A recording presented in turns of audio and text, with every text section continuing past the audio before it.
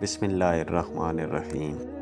آج کی کہانی کا عنوان ہے بادشاہ بندر اور بھوت۔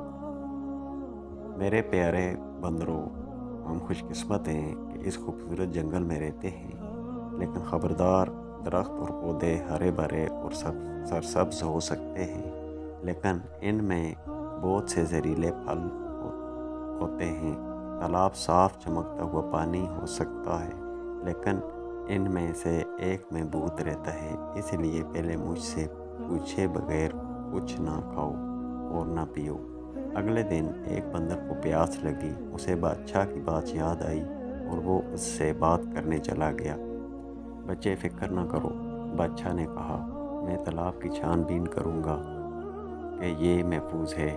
جب وہ تالاب کے قریب پہنچا تو اس نے دیکھا کہ بڑے بڑے قدم اندر جا رہے ہیں لیکن باہر نہیں آ رہے۔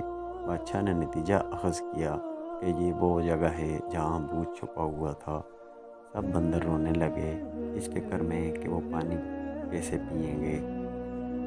بادشاہ نے انہیں تسلی دی اور بھوت کا مقابلہ کرنے چلا گیا۔